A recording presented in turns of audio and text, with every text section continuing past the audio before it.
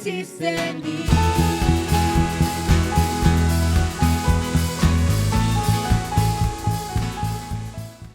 Muy buenos días, Iglesia Cordero de Dios. Qué gusto que nuevamente estamos juntos para tener una experiencia de adoración.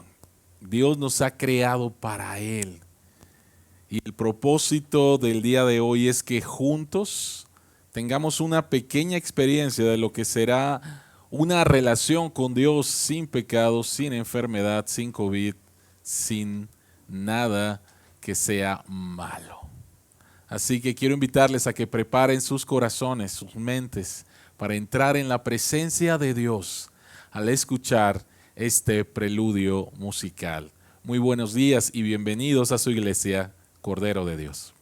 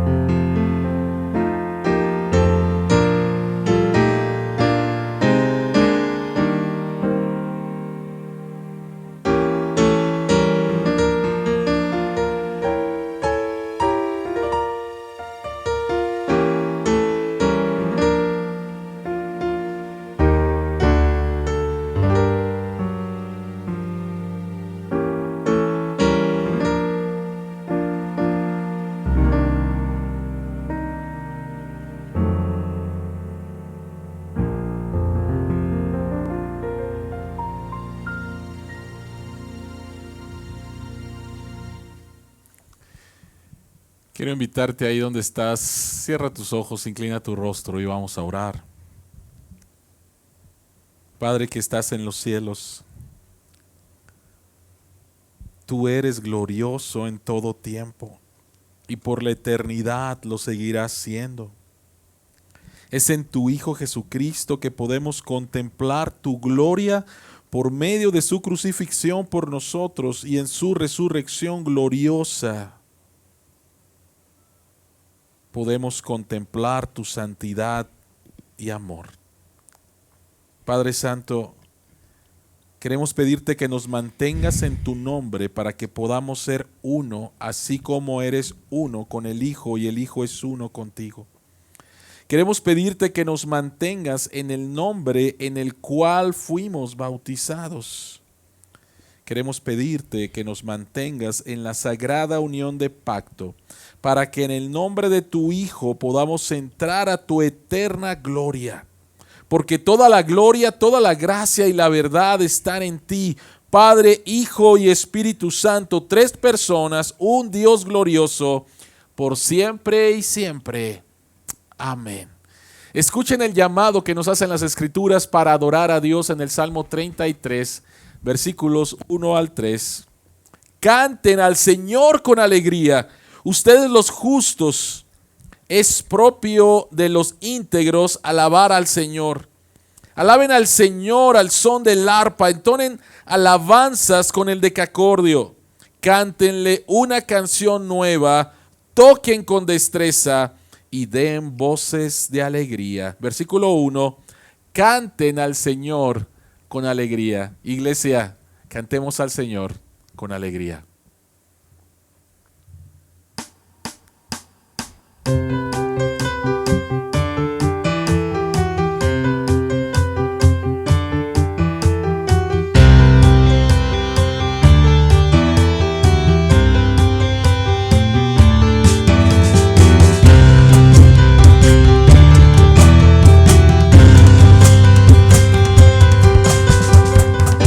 Alaba el nombre del Señor.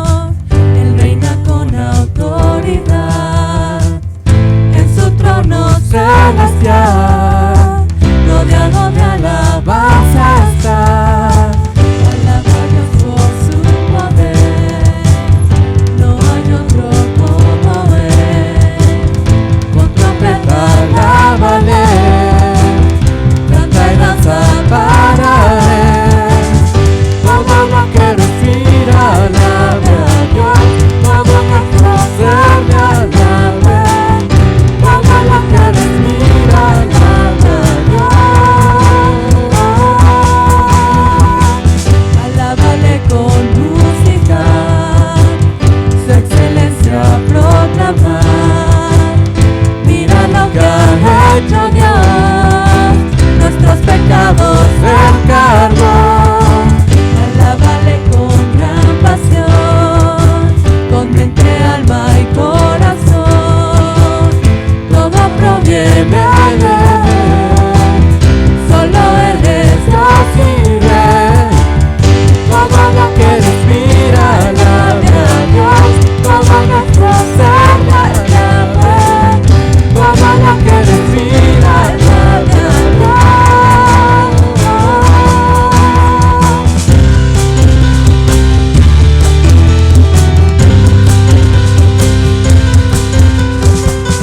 Todo lo que respira alabe a Dios, todo nuestro ser le alabe. Todo lo que respira alabe a Dios, todo nuestro ser le alabe. Todo lo que respira alabe a Dios, todo nuestro ser le alabe. Todo lo que respira alabe a Dios.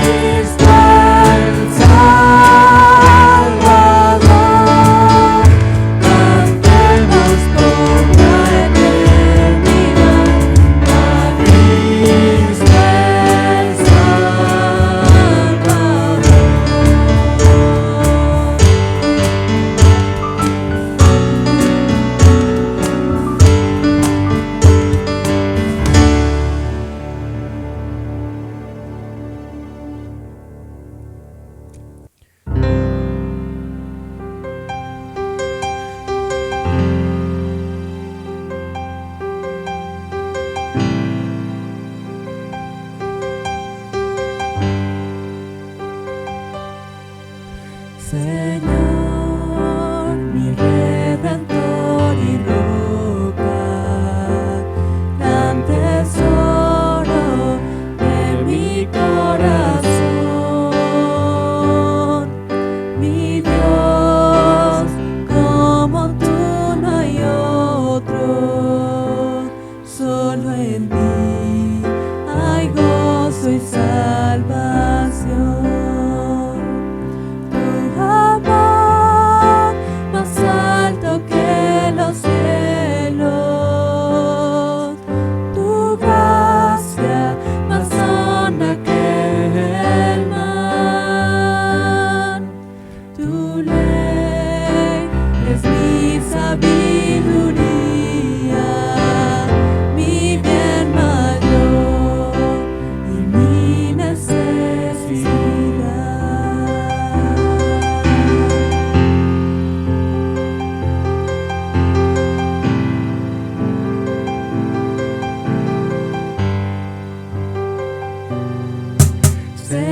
Señor, mi Redentor y roca de mi vida, fuerte defensor.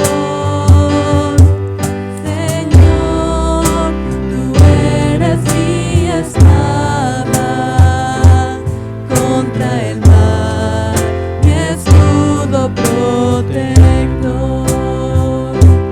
Mi canción se acechan enemigos, esperanza en medio del dolor,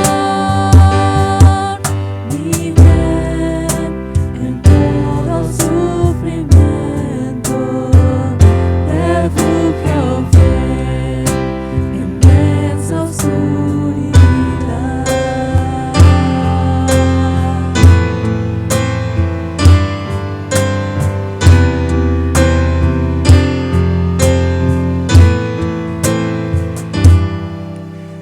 Señor, mi Redentor y roca de mi ruina, dulce Salvador, mi cruz y culpa en tus hombros, tú por mí sufriste hasta morir. Mas tú venciste a la muerte, en ti encuentro libertad. Mas tú venciste a la muerte, en ti encuentro libertad. Señor, mi Redentor y roca, quiero vivir mis días para ti.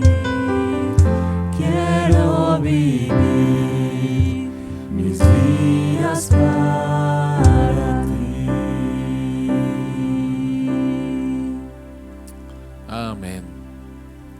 Les invito a abrir sus Biblias en el Salmo 73 y leer de los versículos 1 al 3 y versículos 13 al 17. Salmo 73, versículos 1 al 3, 13 al 17. Esta es la palabra de Dios. En verdad, cuán bueno es Dios con Israel, con los puros de corazón. Yo estuve a punto de caer y poco me faltó para que resbalara.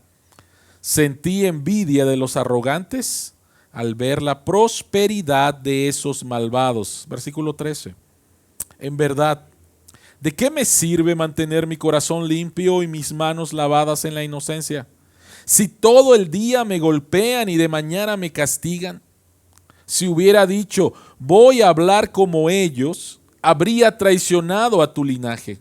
Cuando traté de comprender todo esto, me resultó una carga insoportable hasta que entré en el santuario de Dios y allí comprendí cuál será el destino de los malvados.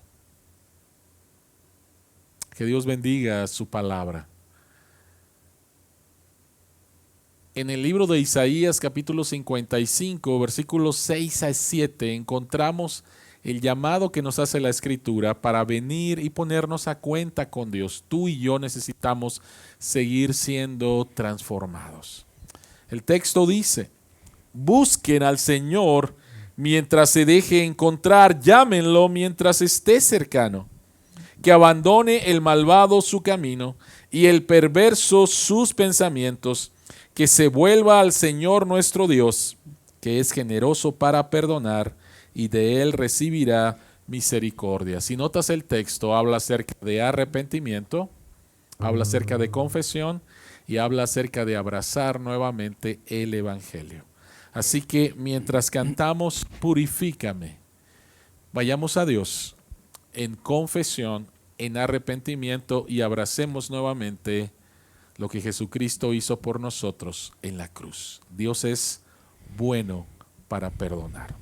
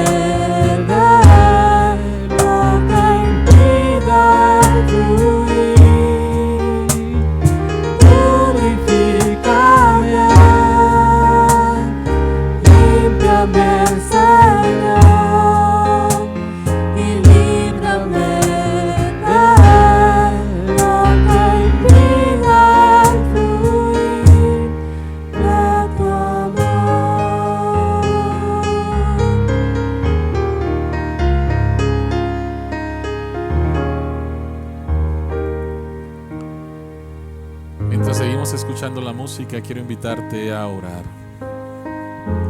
Padre Celestial, nos encontramos aquí reunidos ante ti. Tú eres el creador de los cielos y la tierra, y sin embargo mandaste a tu Hijo Jesucristo a que habitara con los pecadores. Hoy confesamos que hemos pecado en pensamiento, en palabra y acción. Nosotros no te hemos amado con todo nuestro corazón y alma. No te hemos amado con toda nuestra mente y fuerzas. ni siquiera hemos amado a nuestro prójimo como a nosotros mismos. Queremos pedirte en tu misericordia que sintamos dolor por lo que hemos hecho mal y también por lo bueno que no terminamos, para que podamos odiar el pecado con un odio santo. Pero por favor, Padre, no nos dejes en ese dolor. Contigo, Señor, hay perdón. En tu misericordia restaura el gozo de nuestra salvación para que te amemos con un amor santo. Amén. Qué seguridad tenemos de que Dios ha escuchado nuestra oración y va a limpiarnos nuevamente. Salmo 103, versículos 10 al 12, dice que Dios no nos trata conforme a nuestros pecados, ni nos paga según nuestras maldades. Tan grande es su amor por los que le temen, como alto es el cielo sobre la tierra. Tan lejos de nosotros echó nuestras transgresiones, como lejos del oriente está el occidente. Así que cantemos acerca de esta preciosa promesa.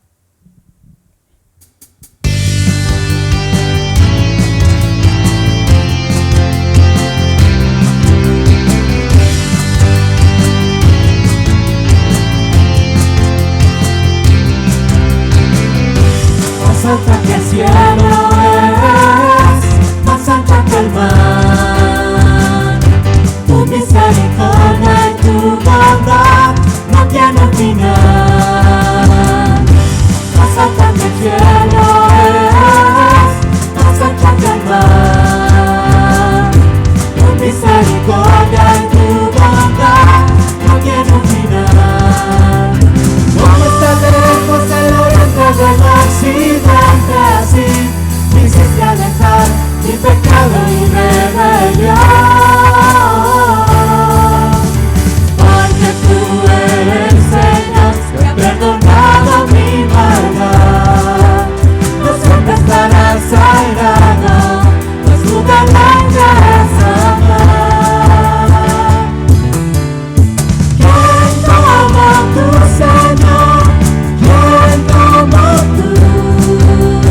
¿Quién como tú, Señor? Que te complaces en amar. ¿Quién como tú, Señor? ¿Quién como tú? ¿Quién como tú, Señor? Que te complaces en amar.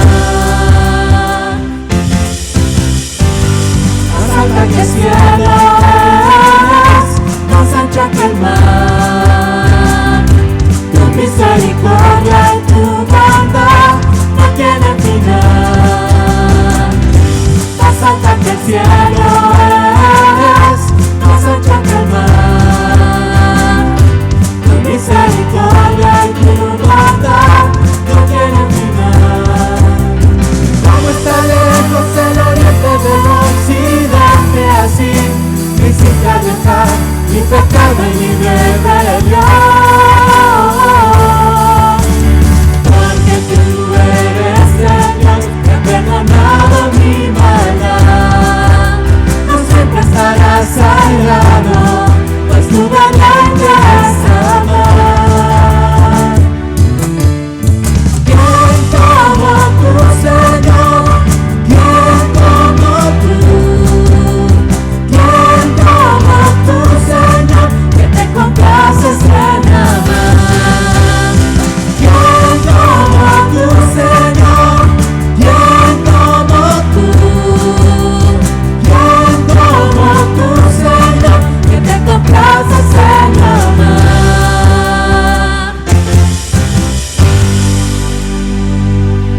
Amén. Y si no has tenido experiencia de una relación de amor con Dios, el día de hoy puede ser posible. La palabra del Señor en Lucas 11, del 11 al 13, es la última parte de los comentarios de Jesús después de que les enseña a orar a sus discípulos con el Padre Nuestro. Y Jesucristo dice en el versículo 11, ¿quién de ustedes que sea padre, si su hijo le pide un pescado, le dará en cambio una serpiente? O si le pide un huevo, le dará un escorpión. Pues si ustedes, aun siendo malos, saben dar cosas buenas a sus hijos, ¿cuánto más el Padre Celestial dará el Espíritu Santo a quienes se lo pidan? Si nosotros que no somos perfectos, si nosotros que somos pecadores, podemos ser compasivos y amamos a nuestros hijos, ¿cuánto más Dios nos ha dado para nuestra mayor necesidad y nos ha dado su Espíritu Santo? Con base a esto, nos podemos acercar para orar. Oremos. En esta mañana, Padre que estás en los cielos, queremos darte las gracias porque en esta enseñanza sencilla de Jesús hace una comparación con lo que nosotros experimentamos cuando tenemos hijos. Y cuando tenemos hijos, queremos darles a ellos lo mejor. Sabemos de sus necesidades y trabajamos para ellos porque los amamos. Pero aún así, Señor, cometemos errores porque no somos perfectos. Pero tú sí lo eres. Tú eres nuestro buen Padre Celestial. Y de ti, Señor, de tu naturaleza, surge todas las cosas buenas. Tú eres un Dios santo, eres un Dios bueno, eres un Dios fiel, eres un Dios que nos ama con pasión.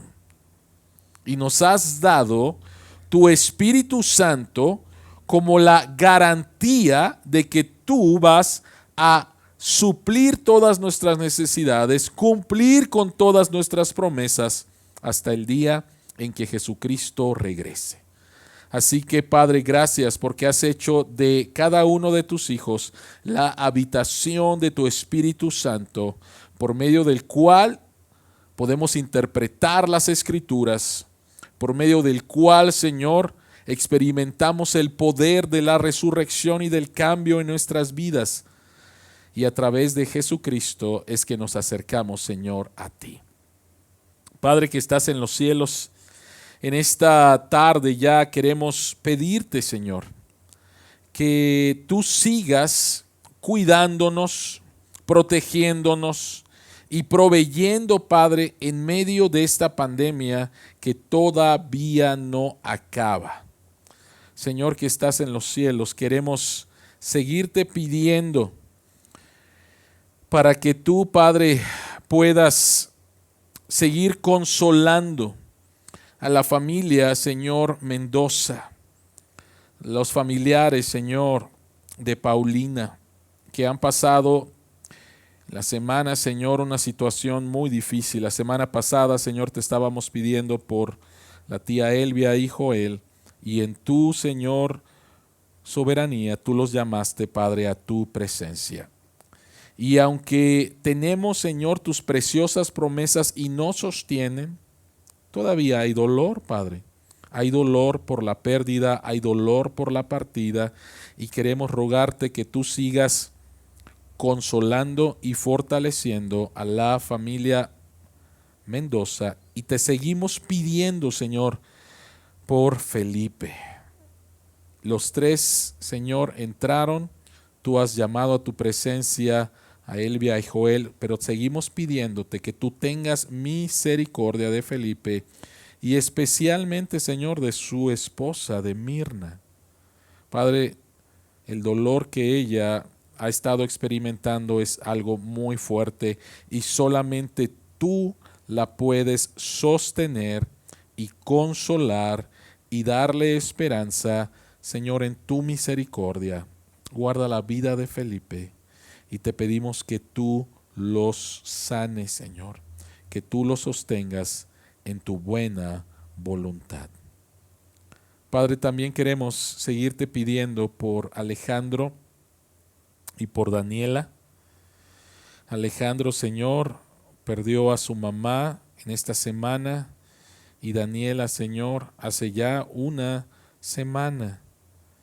Y Padre, queremos rogarte también por ellos. Agradecerte de cómo tú has ayudado a Daniela con todos los trámites que ella tuvo que hacer después del fallecimiento de su papá, todas las cosas que se presentaron y como ella, Señor, ha dado testimonio de que aunque ande en valle de sombra de muerte, no temeré mal alguno porque tú estarás conmigo. Y gracias por el testimonio, Señor, de Daniela en medio del dolor, en medio de las situaciones difíciles, como ella ha experimentado tu presencia y tu guía. Pero, Señor, hay dolor.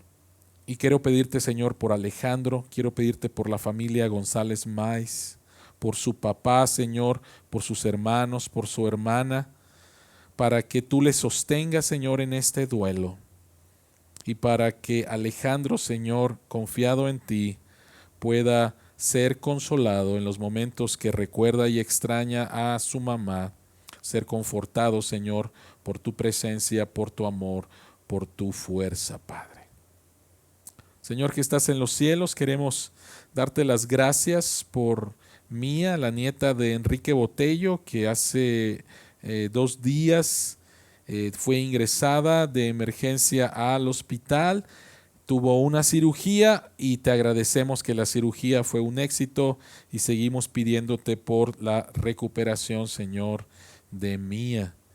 Y también, Padre, nos alegramos con Ángel Carmona y con Suri Xolalpa por la noticia que nos dieron en la semana, Señor, que Suri está embarazada y en el nombre de Jesús los encomendamos a los 3 a tu gracia y que tú bendigas, Señor, el embarazo de Suri. Padre, también queremos pedirte porque en esta semana, el sábado, Señor, el sábado habrá la Marcha por la Vida. Vivimos en una ciudad, Señor, que celebra el asesinato de los bebés creyendo que es un derecho. Vivimos en una ciudad, Señor, que celebra lo que es contrario, Señor, a tu palabra. Tú eres el dador de la vida y queremos rogarte, Señor, para que tú nos permitas en lo personal y como iglesia levantar nuestra voz, celebrar la vida y hablar, Señor, con todo tipo de argumentos acerca de el valor de la vida desde la concepción, como lo enseña, Señor, tu palabra, como lo enseña la ciencia. Padre que estás en los cielos, te pedimos, Padre, que tu iglesia pueda levantar la voz a través de la predicación de tu palabra y a través de obras de misericordia y de justicia por aquellos, Señor, que viven sin esperanza en esta ciudad en la cual tú nos has puesto. Padre, también queremos pedirte, Señor, por los médicos y en esta demanda justa por recibir, Señor, la vacuna. Ellos, Señor, están atendiendo a nuestra población y ellos desean estar mejor protegidos para continuar haciendo, Señor, su trabajo. Y te pedimos que nuestro gobierno pueda ser más empático con ellos y ayudarles, Señor, lo más pronto, porque ellos están ayudando a nuestro pueblo. Te agradecemos por el sistema público y el sistema privado, Señor, por todos los doctores, por todas las enfermeras, por todos los que trabajan ahí. Y te pedimos, Señor, que pronto puedan, Señor, ser vacunados. Padre que estás en los cielos, queremos pedirte por nuestro gobierno, queremos pedirte por nuestro presidente, nuestra jefa de gobierno, para que, Señor, tú puedas rodearles de sabiduría. Muchas veces lo que vemos, Señor, es a una persona que cree que tiene la razón en todo. Y es una tristeza, Señor, porque al igual que los presidentes pasados, nuestro presidente actual es un hombre caído, es un hombre pecador y es un hombre corrupto. Y te pedimos, Señor, que tengas misericordia de él, para que pueda, Señor, gobernarnos no de acuerdo a su propia sabiduría, sino de acuerdo, Señor, a ti. Y para eso necesita, Señor, reconocer que Él no es el centro del universo ni de México, sino eres tú. Padre que estás en los cielos, en unos meses, Señor, vamos a tener elecciones aquí en México y te pedimos que tu pueblo pueda ejercer su voto de una manera libre y sobre todo con una cosmovisión guiada por tu palabra, Señor. Padre que estás en los cielos, acudimos a ti y te rogamos en el nombre de Jesús que contestes nuestras peticiones, que suplas nuestras necesidades conforme tu buena voluntad, conforme las riquezas en gloria, como dice tu palabra. En Jesucristo oramos. Amén. Querida iglesia, les invito a seguir orando. Y en el libro, va otra vez. Así es. 5, 4, 3, 2, 1. Querida iglesia, sigamos adorando a Dios a través de nuestros diezmos y ofrendas. Deuteronomio 16, 16 y 17 dice: nadie se presentará ante el Señor con las manos vacías, cada uno llevará ofrenda según lo haya bendecido el Señor tu Dios. Padre, nos presentamos delante de ti no con las manos vacías, sino con las manos llenas de lo que tú nos has dado. Así que, Señor, recibe nuestra adoración a través de lo que tú nos has dado en estos diezmos y en estas ofrendas, que sean para la extensión de tu reino, el sostenimiento de tu iglesia y para ayudar a tu pueblo. En el nombre de Jesucristo oramos. Amén. Querida iglesia, quiero invitarles a que abran sus Biblias en Lucas capítulo 24. Lucas capítulo 24, versículos del 13 al 35. Lucas capítulo 24, versículos 13 al 35. Este es un mensaje que tiene que ver con el contexto de la resurrección, y el primer domingo de mayo vamos a empezar una nueva serie en el libro de Génesis. Así que Lucas capítulo 24, versículos 13 al 35, quiero invitarte a que escuches la palabra de Dios y este mensaje que se llama Desilusionado con Dios. Lucas 24, versículos 13 al 35, la palabra de Dios dice: aquel mismo día, dos de ellos se dirigían a un pueblo llamado Emaús, a unos 11 kilómetros de Jerusalén. Iban conversando sobre todo lo que había acontecido. Sucedió que mientras hablaban y discutían, Jesús mismo se acercó y comenzó a caminar con ellos, pero no lo reconocieron, pues sus ojos estaban velados. ¿Qué vienen discutiendo por el camino?, les preguntó. Se detuvieron cabizbajos.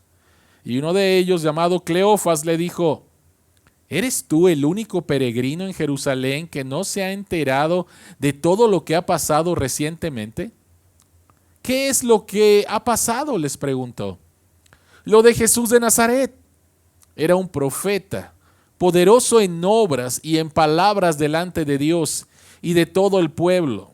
Los jefes de los sacerdotes y nuestros gobernantes lo entregaron para ser condenados a muerte y lo crucificaron. Pero nosotros abrigábamos la esperanza de que era Él quien redimiría a Israel. Es más, ya hace 3 días que sucedió esto. También algunas mujeres de nuestro grupo nos dejaron asombrados. Esta mañana muy temprano fueron al sepulcro, pero no hallaron su cuerpo.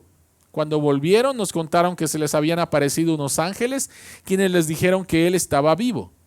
Algunos de nuestros compañeros fueron después al sepulcro y lo encontraron tal como habían dicho las mujeres, pero a él no lo vieron.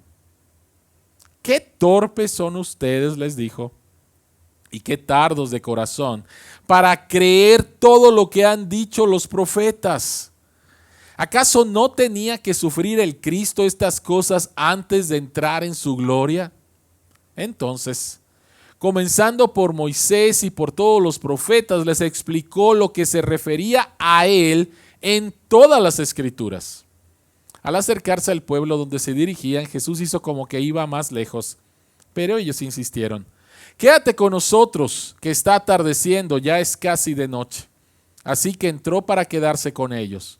Luego, estando con ellos a la mesa, tomó el pan, lo bendijo, lo partió y se lo dio.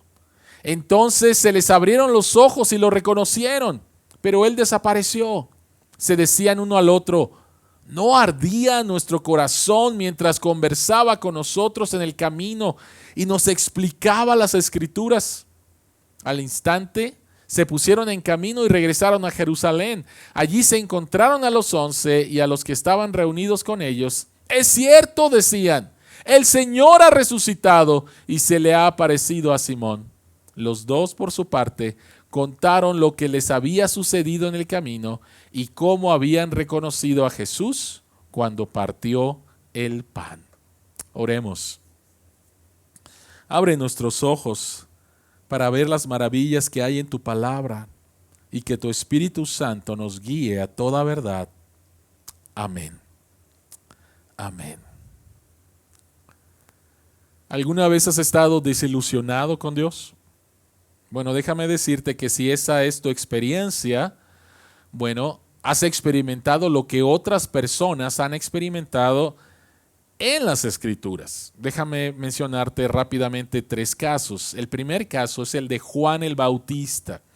Y recuerda que Jesucristo dijo que no se había levantado un hombre más grande que Juan el Bautista, quien tuvo el privilegio de ser el portavoz, el mensajero, quien introduce a Jesucristo a este mundo. Es Juan el Bautista quien dice que Jesucristo es el Cordero de Dios que quita todo pecado. Pero lo interesante y lo triste es que cuando Juan el Bautista está encarcelado y antes de que él sea decapitado, Juan el Bautista manda a sus discípulos a preguntarle a Jesús: Jesús, ¿eres tú el que había de venir? ¿O tenemos que esperar a otros? ¿Te puedes imaginar en qué estado estaba Juan el Bautista de que duda de que Jesucristo sea el elegido, de que Jesucristo sea el Mesías? Y Juan el Bautista está decepcionado, está desilusionado. ¿Eres tú? ¿O tenemos que esperar a otro? El otro caso es el de las hermanas Marta y María. Ellas le escribieron a Jesús que Jesucristo era su amigo íntimo, amigo de Lázaro, su hermano. Y ellas le escriben, lo vimos en Juan capítulo 11, le dicen: la persona a la cual tú amas está enferma, ven. Y Jesucristo retrasa su huida, retrasa. Y entonces después reciben la noticia que Lázaro murió. Y cuando Jesucristo llega por fin a Betania, Marta y María le hacen la misma pregunta a Jesús: si tú hubieras estado aquí, nuestro hermano no hubiera muerto. Ellas están tristes, ellas están con dolor, ellas están con preguntas, ellas están decepcionadas. Jesucristo, te llamamos, te pedimos que vinieras y no viniste y nuestro hermano está muerto. Y el tercer caso es precisamente el de estos 2 discípulos. El domingo de resurrección, ya por la tarde, saliendo de Jerusalén y caminando decepcionados, caminando desilusionados. Y este pasaje nos va a ayudar para poder entender qué es lo que está pasando en tu corazón cuando tú estás preguntándote ¿qué es lo que Dios está haciendo? No entiendo lo que Dios está haciendo. Estoy confundido con lo que Dios está haciendo. Estoy decepcionado, estoy desilusionado con Dios. Vuelvo a preguntarte: ¿alguna vez has estado desilusionado con Dios, decepcionado de Dios. A lo mejor todavía no has llegado a ese extremo, pero posiblemente estás batallando en esta tarde, el día de hoy, en medio de un año de pandemia, y estás luchando con las preguntas que tienes. Posiblemente eres una persona soltera y le has pedido a Dios de que Él pueda traer a tu vida la persona con la cual puedes compartir tu vida, y todavía esa persona no ha llegado. Y te preguntas por qué Dios te está tratando de esa manera. O a lo mejor eres una persona casada quien piensa todo lo contrario y estás pensando, ¿cuándo Dios va a cambiar a mi esposo? ¿Cuándo Dios va a cambiar a mi esposa? O posiblemente se trate acerca de tu trabajo, que le has pedido a Dios un aumento, un ascenso, has sido fiel, y quienes ascienden y tienen aumento son personas corruptas. Posiblemente estás batallando con tus hijos y le has pedido a Dios por la vida de uno de ellos que estás viendo que se está yendo por mal camino y parece que no hay respuesta. Posiblemente has estado orando por la salud tuya o la de un familiar y Dios no respondió. Y nuevamente estamos en un contexto de la pandemia, estamos en un contexto de crisis económica, estamos en un contexto de muerte, estamos en un contexto de pérdida. Y todo esto te ha llevado a estar desilusionado, a estar como estos hombres que estaban caminando rumbo a Emaús. Emaús era un pequeño pueblo a 11 kilómetros de Jerusalén. Y por favor, quiero que veas lo que dice el texto. El texto dice que estaban cabizbajos, que estaban discutiendo entre ellos, que estaban desilusionados. Estaban desilusionados con Dios y de Jesús. Ahora, la pregunta que queremos contestar en esta mañana es: ¿de dónde proviene tu desilusión? Porque no es simplemente algo que aparece. Hay un origen, hay una raíz. Y lo que quiero compartir contigo esta mañana es que veas 3 clases de confusión que son la raíz para tu desilusión con Dios. 3 confusiones que son la raíz, que pueden ser la raíz de tu desilusión con Dios. Vamos a hablar acerca de tu confusión con respecto a la misión de Jesús, a la persona de Jesús.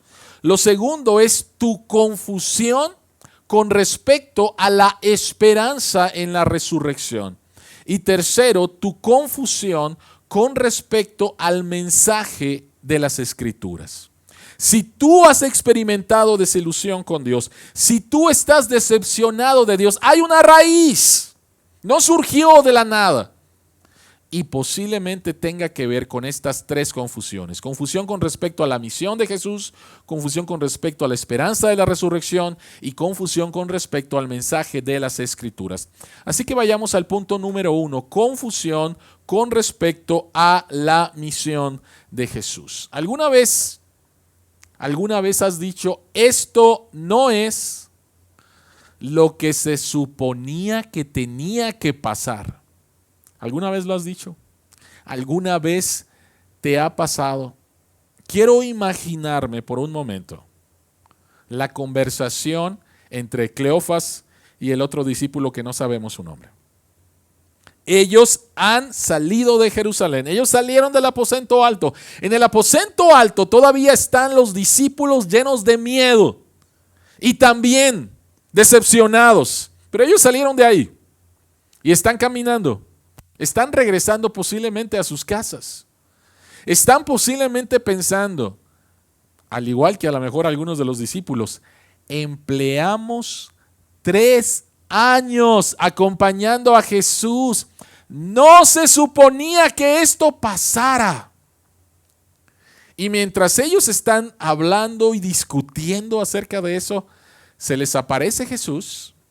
La Biblia dice que sus ojos estaban velados y no lo pudieron reconocer. Y Jesucristo les empieza a preguntar qué es lo que había pasado. Y Cleofas, de una manera sarcástica, le dice: ¿qué acaso eres tú el único habitante en Jerusalén que no sabe lo que ha pasado? Es como si alguien es como si un amigo te hablara y te dijera: oye, ¿y qué ha sido lo más importante en este año? Y tú le dijeras: ¿de qué estás hablando? O sea, por favor, tenemos un año con pandemia. ¿Por qué me preguntas de qué ha sido lo más importante que ha pasado? ¿Cuál es el suceso más importante que ha pasado? Ellos están decepcionados, profundamente decepcionados, porque el cambio que ellos esperaban, el cambio deseado, era que Jesucristo como Mesías viniera a derrotar a los romanos. Y le dicen a Jesús: y mira, fue crucificado. Este Jesús que seguimos por 3 años, esta esperanza que teníamos en él, este profeta poderoso, nosotros abrigábamos la esperanza. Este era nuestro deseo. Un deseo por un cambio exterior. Los versículos 20 al 21, los discípulos revelan su decepción. Los romanos le crucificaron y nosotros abrigábamos la esperanza de que nos redimiera. Ahora, quiero detenerme ahí un momento, porque por favor necesitamos detenernos para que veas estas 2 palabras y cómo ellos no entendieron. Ellos no entendieron la misión de Jesús. Ellos dicen 2 palabras muy importantes de la misión de Jesús. Ellos dicen crucifixión y dicen redención. Crucifixión y redención. Y sin embargo no entendieron. Miren, es como si un niño en Navidad pide una bicicleta y al otro día que se levanta y ve su regalo, encuentra que su regalo está dentro de un sobre y es un cheque por $1,000,000.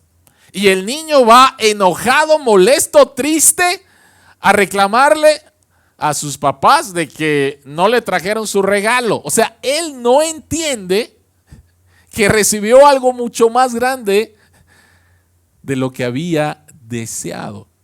Y aquí tenemos a Cleofas y el otro discípulo hablando acerca de la crucifixión y hablando acerca de la redención, rescate, y no entienden la misión de Jesús.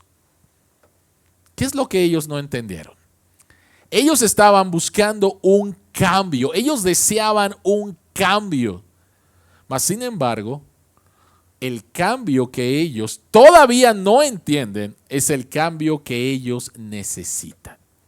Ellos vieron las escrituras, ellos vieron la misión de Jesús como la historia de cómo Dios redimiría a Israel de su sufrimiento, una esclavitud política. Tú eres el Mesías, nos vas a liberar de los romanos. Y se equivocaron completamente al no ver la historia de Dios, la misión de Jesús, de cómo Dios redimiría a Israel a través de su sufrimiento, el sufrimiento de Dios. Y esto es para liberarlos de una esclavitud espiritual. ¿Sí te das cuenta? ¿Sí te das cuenta cómo hay una confusión en la misión de Jesús, en la persona de Jesús? Acaban de celebrar la Pascua. ¿Qué fue lo que pasó en la primera Pascua? Dios rescata a Israel de la esclavitud de Egipto. Israel, Egipto, hay una esclavitud política y entonces Dios los rescata. ¿Qué es lo que está pasando? Bueno, ahora estamos bajo el yugo de Roma. Entonces Jesucristo nos va a rescatar de eso. Así como hubo un cordero sacrificado en la primera Pascua y fuimos liberados del poder de Egipto, ahora Jesucristo, tú que eres el cordero, pues libéranos de la opresión romana. Hay una confusión con respecto a la misión de Jesús. Hay una confusión con respecto a la persona de Jesús. Deseamos nuevamente a un hombre como el rey David, a un guerrero, a un militar. Ellos estaban completamente confundidos, totalmente confundidos. Ellos pensaban que su circunstancia con la opresión romana era más importante que su condición de esclavitud de pecado. ¿Te das cuenta del tamaño de su confusión? Es más importante el cambio de mis circunstancias que el cambio de mi corazón. Es más importante mi circunstancia que mi relación con Dios. Y no es exactamente lo que nosotros hacemos. No es exactamente lo que nosotros hacemos. Anhelamos el cambio de nuestras circunstancias. Anhelamos que Dios cambie nuevamente esta situación tan difícil. Y no es algo malo.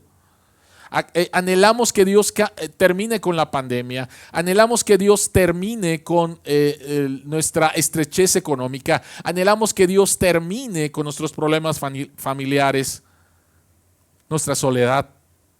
Y no es nada malo eso. Pero déjame decirte que hay algo todavía mucho más importante. Tú y yo anhelamos el cambio de nuestras circunstancias. El anhelo de Dios es cambiarte a ti en medio de las circunstancias. Dijimos la semana pasada, hemos hablado acerca de en un contexto de resurrección los últimos 2 domingos, hablamos acerca que a través de la resurrección de Jesús, Dios reescribe nuestra historia. Y hablamos la semana pasada que la resurrección de Jesucristo garantiza nuestra restauración. Dios desea no tan solo salvarte de tus pecados, sino restaurarte al diseño original. Y esto significa que el propósito de Dios es salvarte de ti mismo. Cuando nosotros lo que queremos es, no, cambia mis circunstancias. Cambia todo lo que está mal a mi alrededor. Yo quiero seguir siendo el mismo egoísta, yo quiero seguir siendo el mismo idólatra, yo quiero seguir siendo lo mismo, solamente que cambie lo que hay alrededor. Y Dios dice, no puedo dejarte como te encontré. Y puedo utilizar las circunstancias para hacer el cambio que quiero hacer precisamente en ti. Nuevamente, quiero dejar algo bastante claro. No tiene absolutamente nada de malo que le pidamos a Dios, cambia mis circunstancias. Y muchas veces Dios lo hace. Pero la manera normal en la cual Dios trabaja es cambiándote a ti, utilizando las circunstancias que muchas veces no nos agradan. Así que quiero preguntarte, ¿cómo estás el día de hoy? ¿Cómo te ves a ti mismo y ves a Jesús? ¿Te ves a ti mismo como una persona que está sufriendo por las circunstancias? ¿O te ves a ti mismo como una persona que necesita cada día de la gracia de Dios para seguir cambiando por el poder de Dios, por el poder de la resurrección? ¿Cómo te ves? ¿Cómo te ves a ti mismo? ¿Cómo te ves a ti mismo? ¿Estás decepcionado de cómo la vida te ha tratado, de cómo Dios te ha tratado? Bueno, es que tienes una confusión con respecto a la misión y a la persona de Jesús. Recuerdo 2 casos. El primer caso es el de una mujer que había abandonado la iglesia por mucho tiempo. Y cuando regresa a la iglesia, ella comparte que la razón por la cual regresó a la iglesia es porque su esposo le estaba diciendo que la iba a abandonar. Entonces ella regresa a la iglesia y le pide a la iglesia que oren por ella, que oren por su esposo para que su esposo no la abandone. Y lo que sucedió fue que el esposo la abandonó. ¿Y qué hizo ella? Ella dijo, Dios no me hizo el milagrito, adiós Dios, adiós iglesia, adiós todo.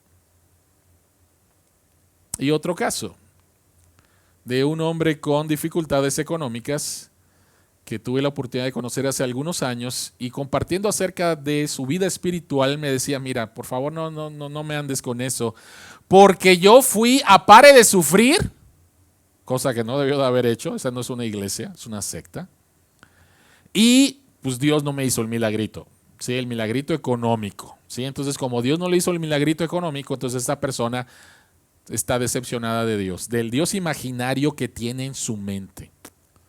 Pero muchas veces nosotros tenemos una confusión en que la misión de Jesús es venir para que cambie nuestras circunstancias y yo pueda estar cómodo y seguir siendo el centro de mi universo. Si eso es lo que tú crees, estás completamente equivocado con respecto a la misión y a la persona de Jesucristo.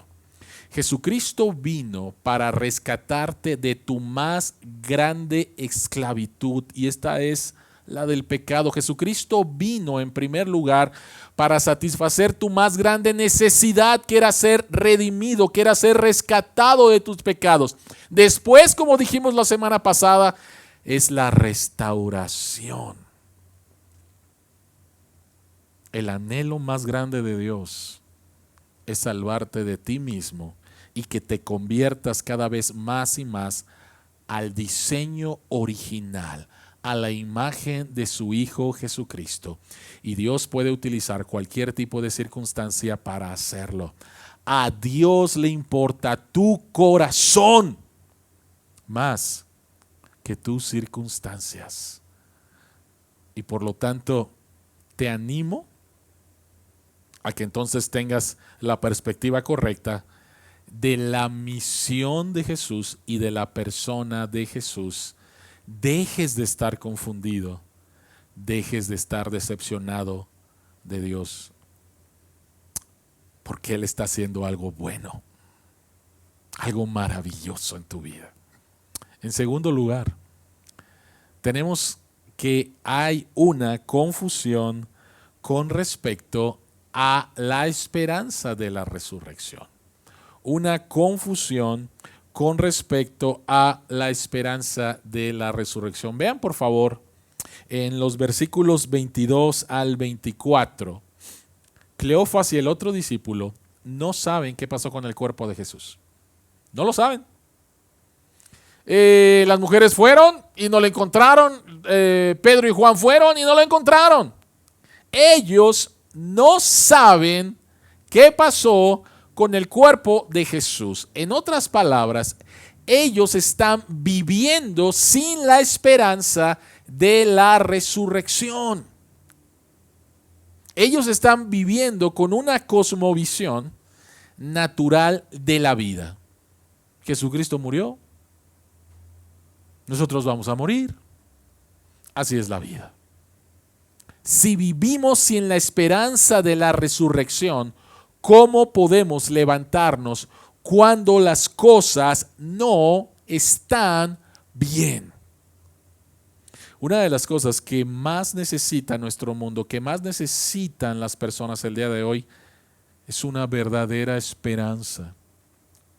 El COVID-19 ha hecho pedazos la esperanza de mucha gente y la gente está buscando algo de donde agarrarse. Pero si tú vives sin la esperanza de la resurrección, la pregunta es entonces, ¿cuál es tu esperanza? ¿Cuál es tu esperanza?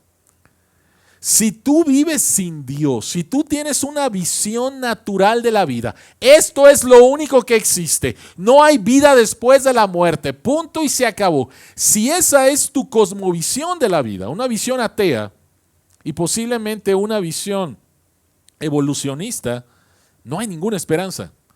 El problema del sufrimiento no es un problema simplemente para la fe cristiana, es un problema para los que no tienen fe. Explícame, por favor. El problema es el siguiente.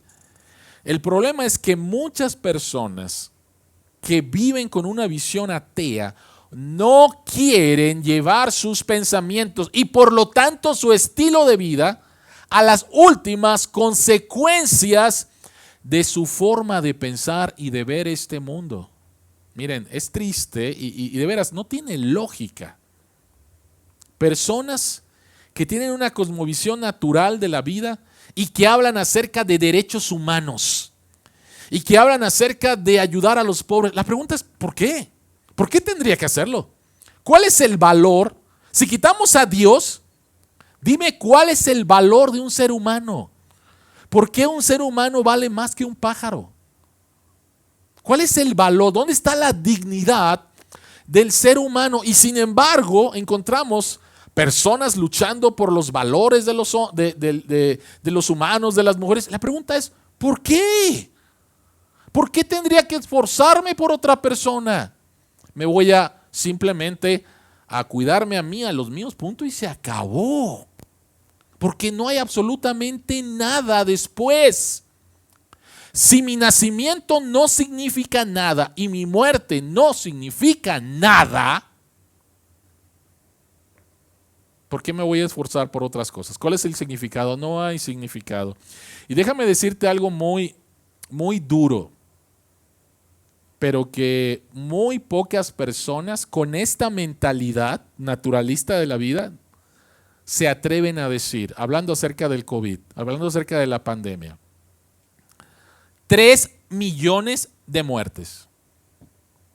Pero lo que pocas personas se atreven a decir, de acuerdo a lo que según ellos creen, es que deberíamos de darle un aplauso al COVID, que está eliminando a los débiles y está dejando a los fuertes. Si esa es tu cosmovisión, no hay Dios, y un punto de vista con respecto a la evolución, pues qué bueno que nos han dejado espacio estos 3 millones de personas que han muerto, y eso significa que yo soy fuerte. Qué triste y qué horrible si piensas de esa manera. Pero si te pones a pensar sin Dios, a las últimas consecuencias, a eso tendrías que llegar. El problema es que no quieres llegar y tienes que tomar prestado valores de la cosmovisión cristiana para poder vivir en este mundo. Así que aquí están los discípulos, sin una esperanza de la resurrección. ¿Qué es lo que pasa? ¿Qué es lo que pasa? Jesucristo está hablando con ellos. Jesucristo resucitado está hablando con ellos. Ellos no lo reconocen. Pero Jesucristo les había dicho antes lo que iba a pasar. Por ejemplo, en Marcos 10, 33 al 34 dice, Jesucristo les había dicho 3 veces, mientras iba a Jerusalén, Jesucristo les dice, ahora vamos a Jerusalén y el Hijo del Hombre será entregado a los jefes de los sacerdotes y a los maestros de la ley. Ellos lo condenarán a muerte y lo entregarán a los gentiles, se burlarán de él, le escupirán, lo azotarán y lo matarán, pero a los 3 días resucitará. Jesucristo les había dicho. Ellos no lo creyeron. Ellos no entendieron la misión de Jesús. Estaban confundidos con la misión de Jesús y ahora están confundidos con la esperanza de la resurrección, y por eso es que están cabizbajos y por eso es que están desilusionados, porque si no tenemos una cosmovisión cristiana de la vida, esta vida no vale la pena, no tiene sentido. Todo el sufrimiento que hemos experimentado no tiene sentido. La muerte no tiene sentido. Una de las películas de hace algunos años se llama Dallas Buyers Club y trata de la vida real de un hombre en el tiempo en que apenas empezaba el SIDA, que fue contagiado por SIDA a través de una transfusión. Y en los Estados Unidos todavía no había ciertas drogas permitidas para tratar el alivio, pero en México sí las podía conseguir. Entonces este hombre venía a la frontera, compraba ciertas drogas ilegales en Estados Unidos, las traía y las vendía, y especialmente su mercado tenía que ver con la cultura homosexual. Y en la película nos presentan a un personaje interpretado por Jared Leto. Jared Leto gana el Oscar a actor secundario por esa interpretación.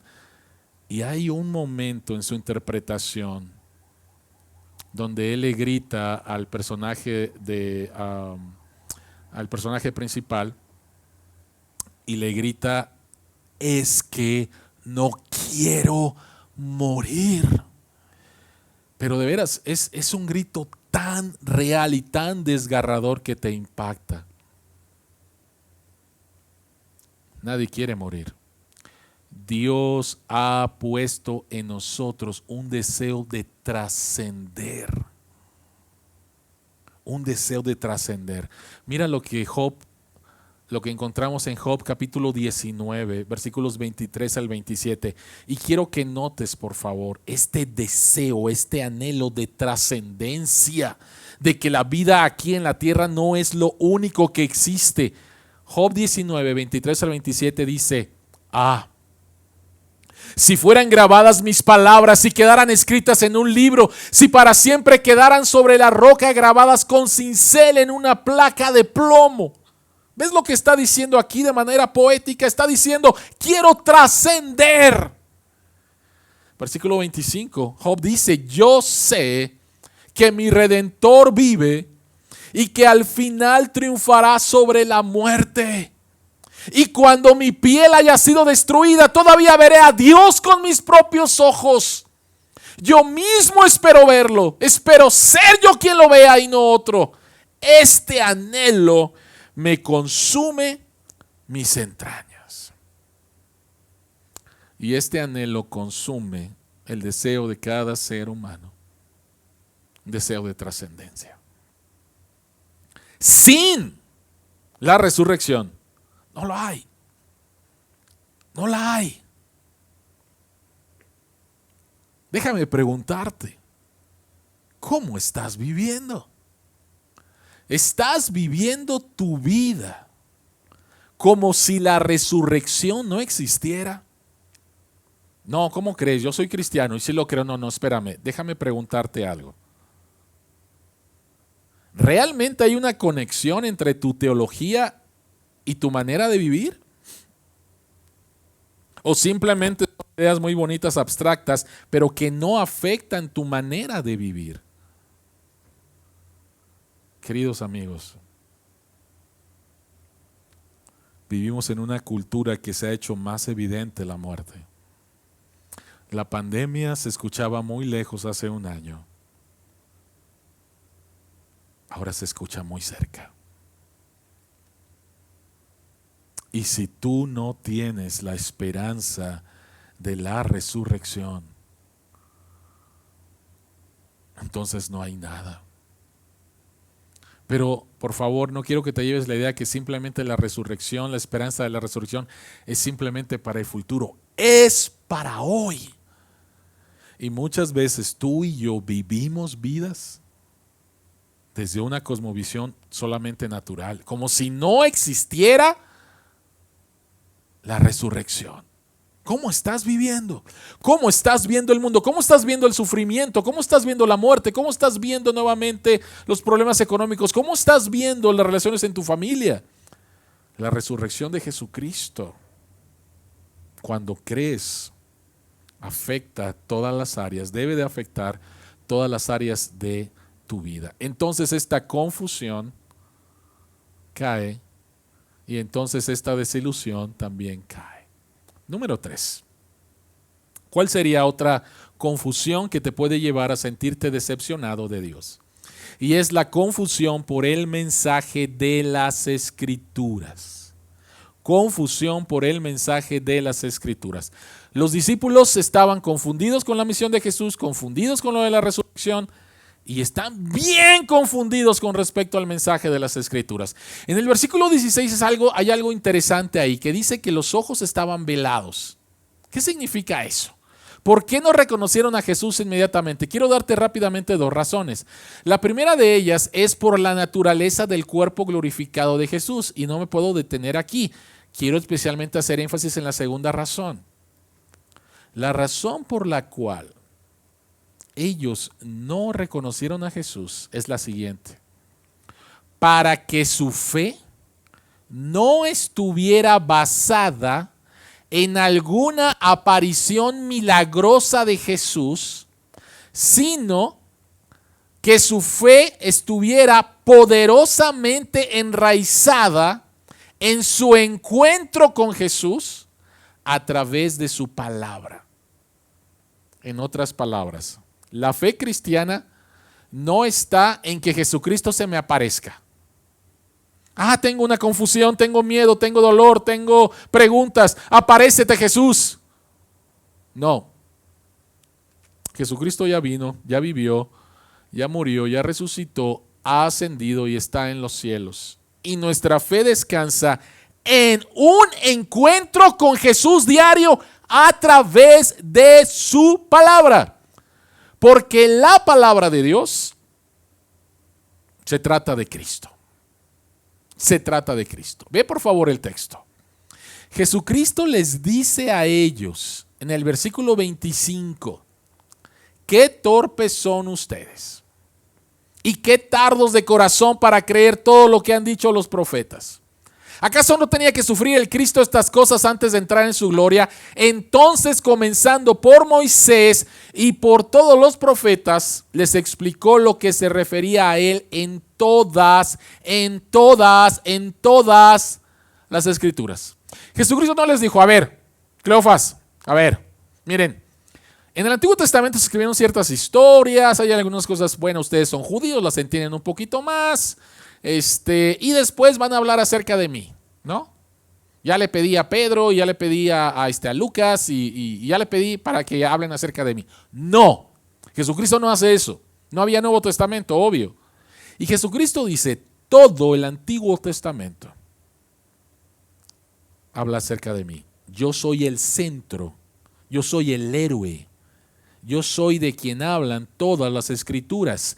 Génesis capítulo 3, versículo 15, la promesa, las primeras buenas noticias de que alguien va a venir y va a aplastar la cabeza de la serpiente y va a arreglar todas las cosas, habla de mí.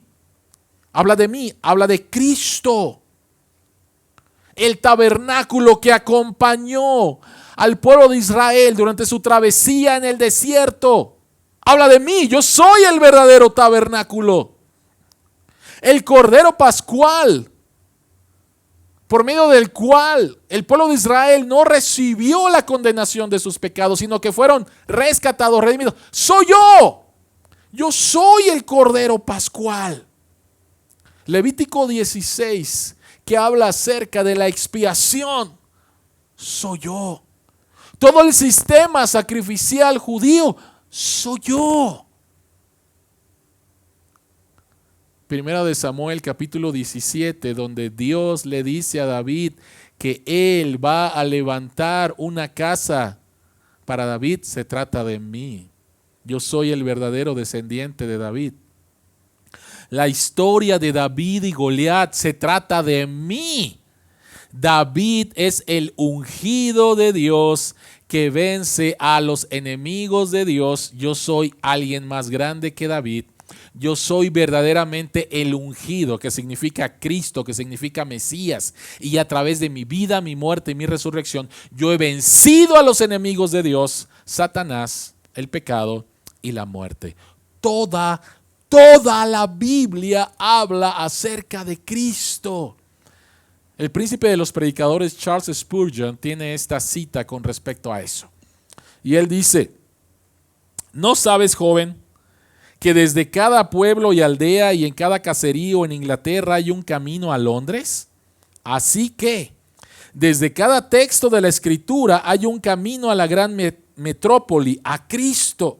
Así que, mi querido hermano, el negocio es este, que cuando llegas a un texto, debes preguntarte ahora: ¿cuál es el camino a Cristo? Nunca he encontrado un texto que no tenga un camino a Cristo en él. Y si alguna vez no encuentro uno, voy a ir por los senderos y zanjas, pero voy a llegar a mi Señor, porque un sermón no puede hacer ningún bien, a menos que haya un olor de Cristo en él. Entonces, si tú crees que las Escrituras se escribieron para darte reglas sobre cómo vivir, estás equivocado. Si tú crees que las Escrituras se trata acerca de que vivas una buena vida, estás equivocado. Si tú crees que la Biblia se trata de cómo ser una persona moral, estás equivocado. Si tú crees que la Biblia se trata acerca de ti, estás equivocado. La Biblia se trata acerca de Jesús. Él es el héroe. Él es el héroe. Él es el redentor. Y por lo tanto, entonces puedes ver cómo hay esperanza para nosotros y son buenas noticias. Tú y yo podemos tener un encuentro cada día con el Señor resucitado y encontrarlo a través de todas las Escrituras. Ellos estaban equivocados. Ellos estaban confundidos con respecto al mensaje de las Escrituras. El mensaje es Cristo. Y lo otro es que la Biblia es la historia de Dios y tu historia. Ustedes han escuchado mucho esto que yo digo y no es original, obviamente. La Biblia es la historia de la redención y consta de 4 capítulos: creación, caída, redención, rescate y consumación. Sí, pastor, ya lo hemos escuchado. ¿Por qué lo repite otra vez? Bueno, quiero repetirlo otra vez por lo siguiente.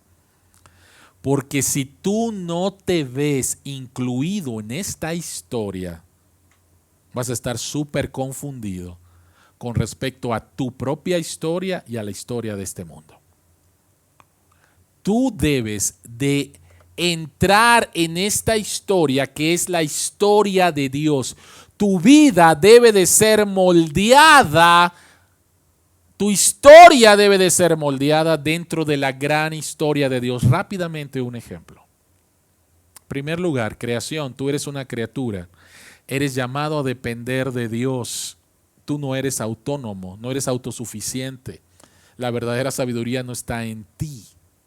Eres una criatura. Dependes del Creador. Creación. Número 2, caída. Eres una criatura caída. Y este mundo es un mundo caído. Y por lo tanto hay sufrimiento. Y por lo tanto puedes entender de dónde viene. El problema es el pecado.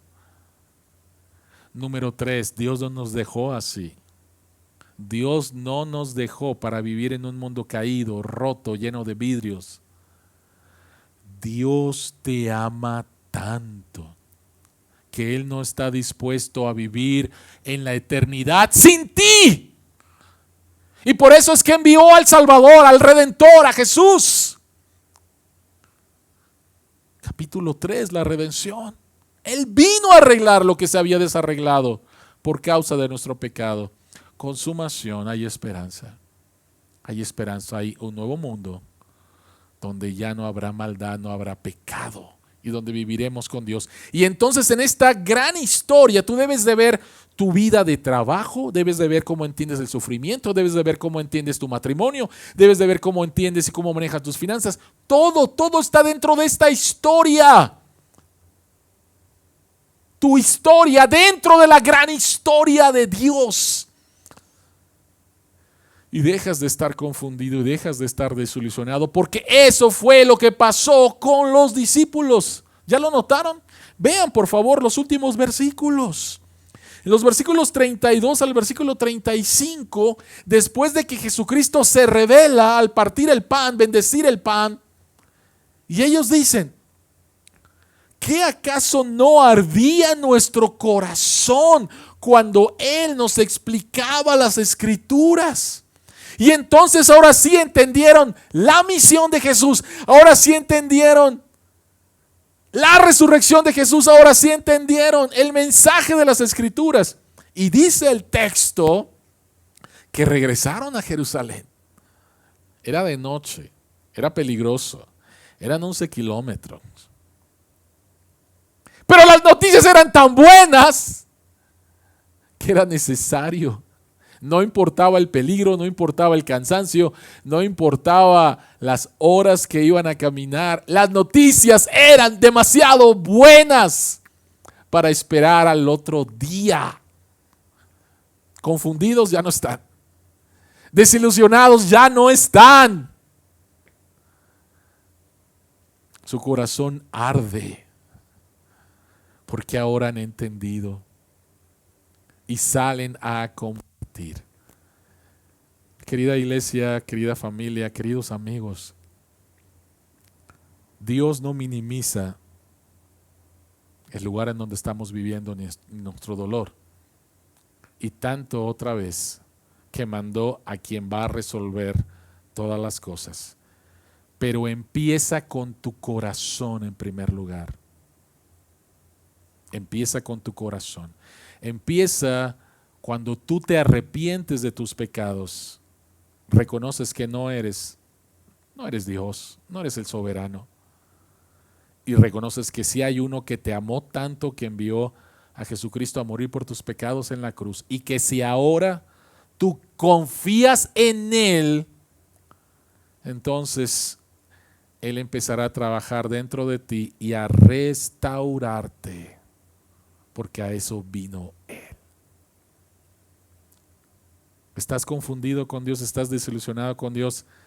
Posiblemente no has entendido ni la misión, ni la esperanza de la resurrección, ni el mensaje de las Escrituras. Pero si el día de hoy entiendes, te aseguro que vas a estar como los discípulos. Son demasiadas buenas noticias y necesitamos compartirlo. Querida iglesia, que sigamos compartiendo acerca de la esperanza de la resurrección. Oremos. Señor que estás en los cielos, gracias. Que no nos dejas en nuestra confusión. Que al igual, Señor, que muchas personas que leemos en las Escrituras hemos experimentado tiempos difíciles y tiempos en que nos sentimos desilusionados, decepcionados de ti. Pero Señor, al detenernos y a pensar cuál es la raíz de nuestra desilusión o decepción, tenemos que confesar que muchas veces nos hemos equivocado grandemente en la misión de Jesús, pensando en que Él simplemente viene a arreglar nuestras circunstancias, cuando la misión más importante no tan solo el perdón de nuestros pecados, sino la restauración de nuestro corazón, de nuestra vida. Y te agradecemos, Señor, que no nos dejas como nos encontraste. Gracias. Gracias, Señor, porque esta vida, este mundo material, Señor, no lo es todo. Hay una vida después de la muerte. Hay un mundo donde ya no habrá pecado, maldad, sufrimiento. Y Jesucristo nos está esperando. Y gracias, Padre, porque tu palabra nos enseña que el único héroe es Cristo y que en esta historia tú nos llamas a dejar de escribir nuestra historia y que tú la reescribas por medio del poder de la resurrección. Padre, permítenos compartir estas buenas noticias en este mundo tan difícil que vivimos de la pandemia. En el nombre de Jesús oramos. Amén. Querida iglesia, les invito a ponerse de pie y a recibir la bendición de parte de nuestro Dios. Números 6, 24 al 26. El Señor te bendiga y te guarde. El Señor te mire con agrado y te extienda su amor. El Señor te muestre su favor y te conceda la paz.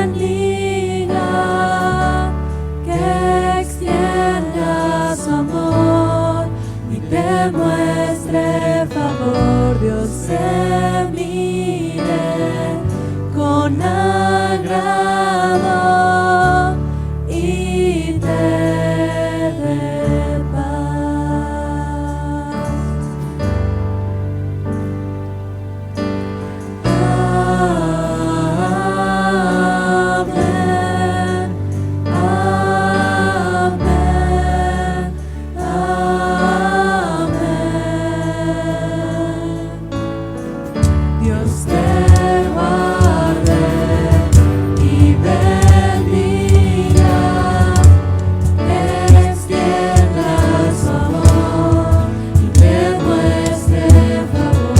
Dios te mire con agrado y te dé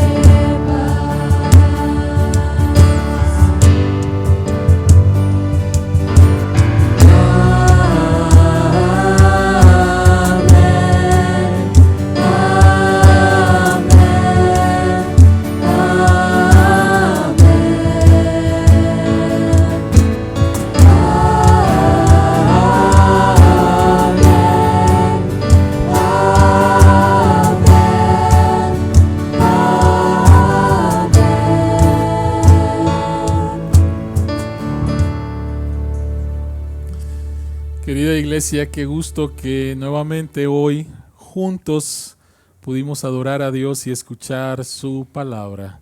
Que la esperanza de la resurrección de Jesús te guíe en cada momento de esta semana. Dios les bendiga.